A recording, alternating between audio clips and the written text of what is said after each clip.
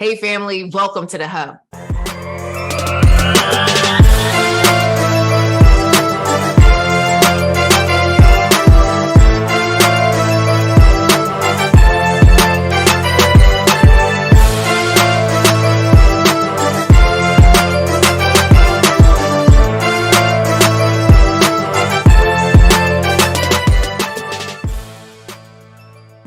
I am so excited today. I have Aviance German, who is the administrative consultant from Buffalo, New York.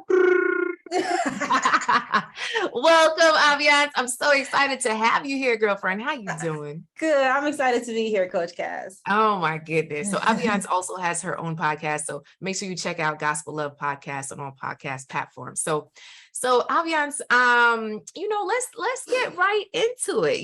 We're nosy over here on the Coach Cass Show. So I'd love to know a little bit of, your love journey. Like what has gotten you to where you are today when it comes to love?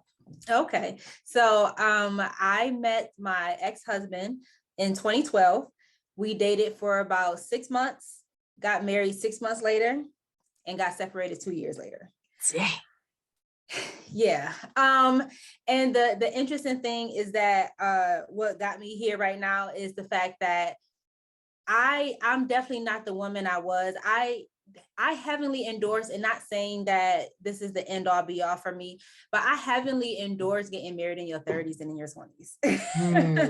It's just something about knowing yourself more in your 20s, and also just doing a certain work with yourself as well. Doing that hard spiritual work that you have to do on yourself is so necessary, because I know at the end of a divorce, a lot of people like to point fingers and say, well, if you would have did it, if you would have said, but at the end of the day, when I was going through that part, God was like, I get what he did. Let's talk about you. And I said, oh, about me? Ooh, what did I do?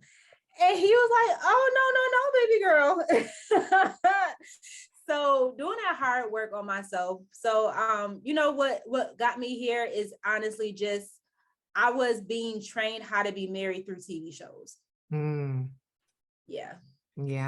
Yes. I often call that rom-comitis, right? So it's like we watch all these wonderful romantic comedies, and studies even show, after you watch a rom-com or a princess movie, it's like it skews what we believe should happen in our relationships. And we have this unrealistic expectation of everything being roses and people throwing down jackets over puddles. My husband likes his clothes.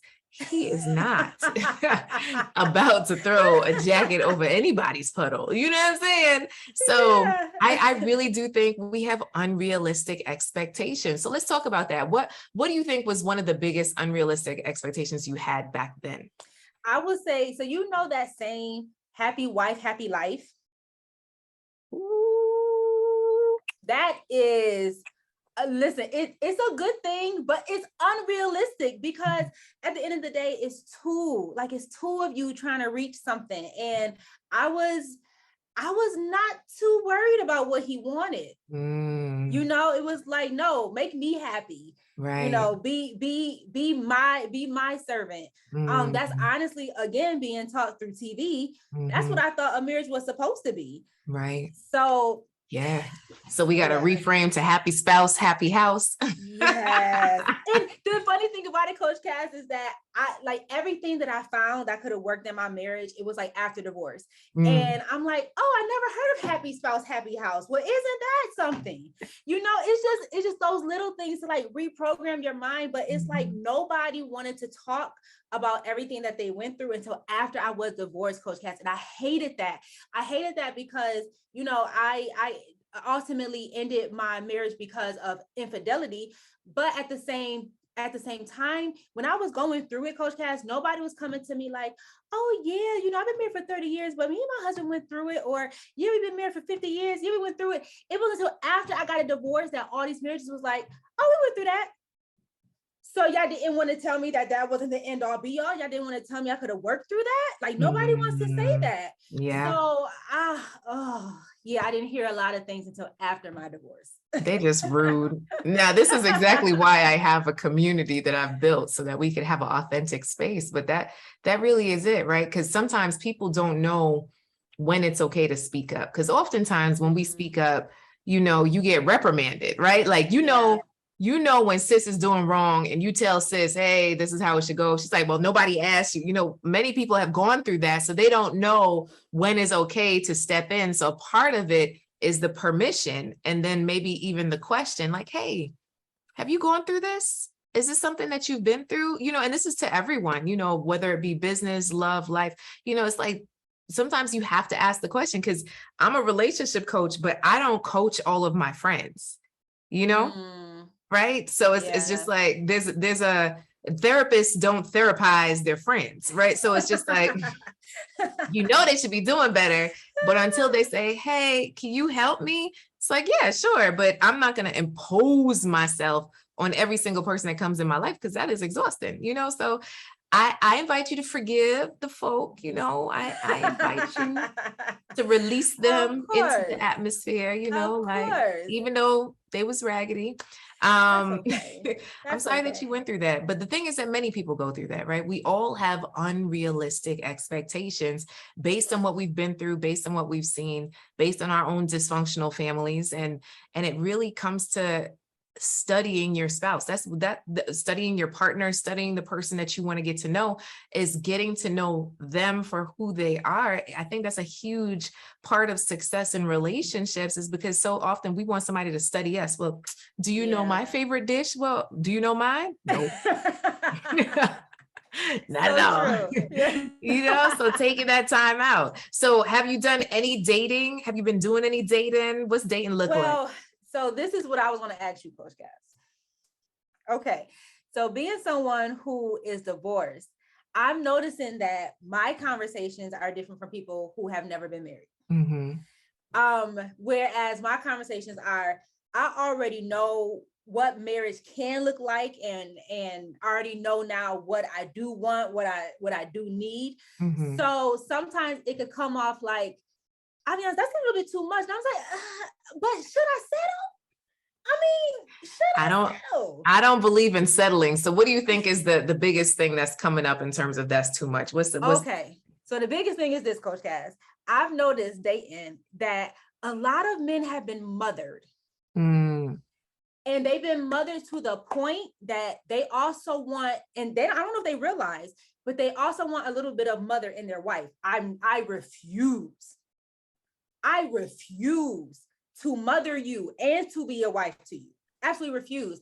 That's actually one of the reasons why, when it comes to infidelity, I tell people, like, it's okay. I'm gonna be authentic here. When it comes to side people, I feel like it's so much easier for a man or a woman to run to that side, because they don't have to be a wife or a husband to you. It's certain conversations I have to have in this house so that we're good, that they don't have to. Right. I have to be a wife. So I can't be your side piece all the time like she can. And I'm not going to be your mother like your mother can. I'm not. He said, I'm not your mama. I'm not your mama. So the big thing that people see, Coach Cass, is that they say my expectations of doing those wifely things. I don't want to cook every day. I don't want to do that. But a lot of men actually expect that because that's what their mother did, or they grew up with their grandmother, and that's what they want. Baby, you are a grown man. I know sometimes you definitely know how to cook. Why do I have to do that all the time? So I think it's those certain traditional expectation and roles that people have, that people think I'm unrealistic to not have. I don't want to be the traditional wife that cooks every day, if that's what it is. I don't want that. Yeah. Okay. So let's talk about it, right? So I'm not your mama. I have said those words to my husband. Okay. Okay. And the first time I said those words was in premarital. I was talking about expectations. And we went over like the role of his mom growing up. And his mom was an entrepreneur. She cooked, she cleaned, she took him to baseball practice, all the things, right? Like she took it, all the things. When she put the plate down, she went back and picked it up. I was just like, listen, sir, if I put the plate down, I'm gonna need you to pick it up. in the dishwasher. Let's understand. So I had that conversation with him from early, like, look, I'm not your mother. Your mother is amazing. Not talking about your mama, because I ain't trying to get hurt. Your mother's amazing. But I am not that special, right? So we're going to have to do this together. And what's so crazy is after we got married, I think he made eggs or he made a fish or something. And his mom was like, coming to America, my son works, like my son cooks. You know, it was just like this crazy thing of my son has never stepped foot into a kitchen for his whole 40 years of life. And I was just like, yeah, he cook over here. Okay. We're going to reach that potential. We're going to. Like, if you're going to eat, you have to learn this recipe right here. Now, the thing is that he's actually really good at it because his mom is Haitian and that he would taste the food. He would taste the food. So he knows when stuff's supposed to. So he's actually a better cook now than I am. But we kind of, you know, ebb and flow and buy, right? We ebb, we flow, we buy. And so I know for a fact that my husband, there's certain things that he does like. He does like the plate brought to him. And it's a big deal for him. Sometimes I concede, sometimes I don't. You know, and I know that's my own internal talk of why does bringing my husband a plate equate to being a servant? But then again, God calls me to be servant hearted. And if it lights him up with joy, does it cost me anything to just bring him the plate? No, it doesn't. Do I feel like it sometimes? Nah, I don't. You know, so do I do it every time? No. You know, but it's my own internal pride conversation that I've realized is what that all breaks down to. But he also serves me. So it's something different if you get with someone who refuses to serve you in return. But if I'm here, like I've been sitting here for like 7 hours, you know, so if I am here and he notices I haven't eaten, he'll find something and bring it to me and put it next to me at this desk, you know? So I appreciate it because he leads by example. So it doesn't hurt as much for me to serve. So I don't look at it as mothering. I look at it as serving. And I remember doing a Bible study and it was just talking about what if you outserved your spouse? What kind of relationship would that cause? I'm like, ooh, that'll be pretty amazing. You know, and I do see some couples in my atmosphere that do that. Like, oh, my babe likes this in the morning, so I make her tea because she likes that.